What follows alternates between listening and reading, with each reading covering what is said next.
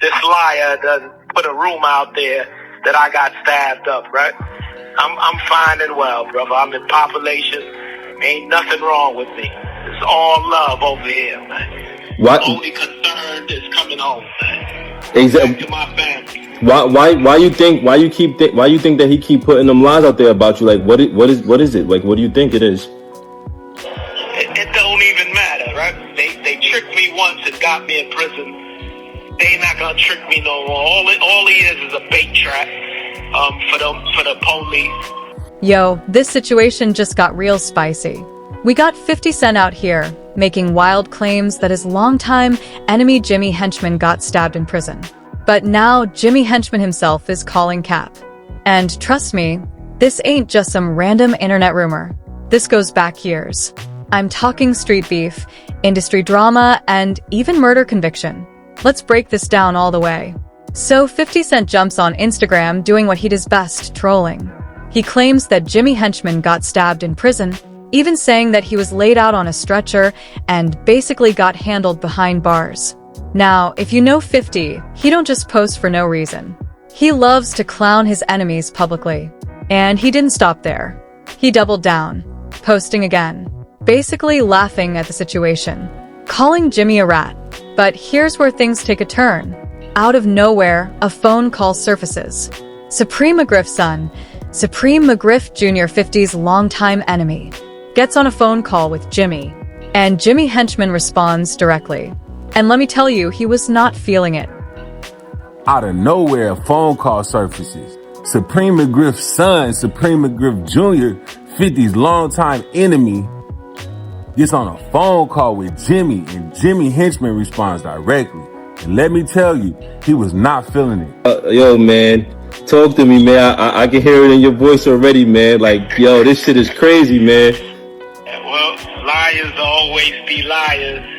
And when people always listen to rappers, that's what they gonna get. They gonna get a bunch of lies, right? Especially lying-ass rappers.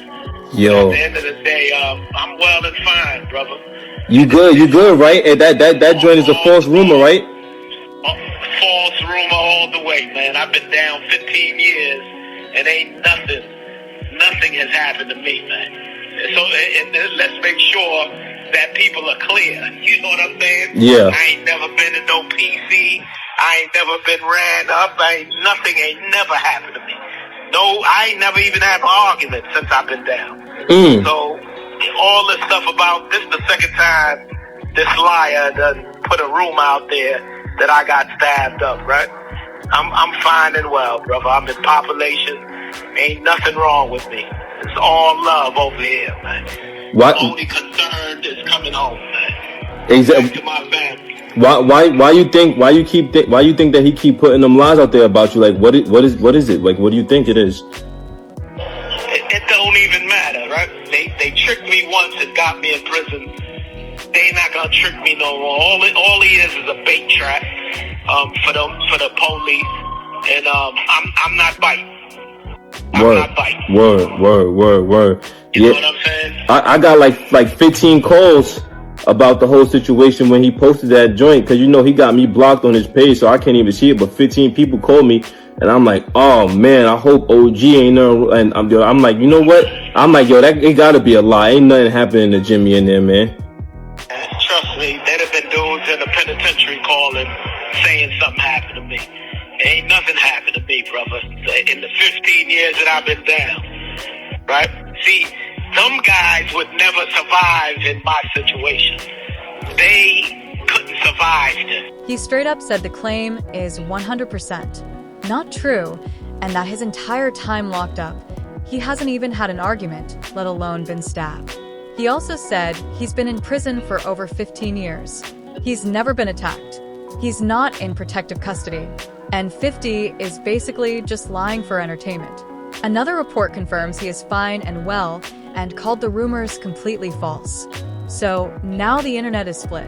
Is 50 trolling, or does he know something we don't? Now you brought up Jimmy Henchman. Yeah. Going through a tough time is the understatement. That's about as much as I could muster up to say about it. I've known Jimmy for it's a tough time for him. No matter how you look at it. Look, I'm from Southside Jamaica, Queens. I don't like Supreme. I don't like Preem, but he lived the way he actually projected himself. His lifestyle is consistent. He was true to it. He never ratted on nobody. Just like that. You see what I'm saying? And Jimmy's a different kind of guy. He told everybody. He solved the last 10 years of criminal activity in New York City in 10 minutes. The DA said, hold on, chill out, stop, boy, you're gonna make it like I don't even work. The DA asked him to stop. Stop, man. You're gonna make like we're not even working here. Yo, stop laughing. Me and you ain't built for this. Lawrence Styles, move away from 50 Cent. Slide over. We're not built for this. We're nerds. We work at radio stations. I just got a radio job. I don't know problems. Now, for those who don't know, Jimmy Henchman, whose real name is James Roseman, was a major figure in the music industry. He ran Caesar Entertainment, managed artists like The Game, had ties all across hip-hop. But his story took a dark turn. He was convicted for running a drug trafficking operation, orchestrating the 2009 murder of Gunnet affiliate Lahi Mack, and now he's serving life in prison. This ain't just industry drama.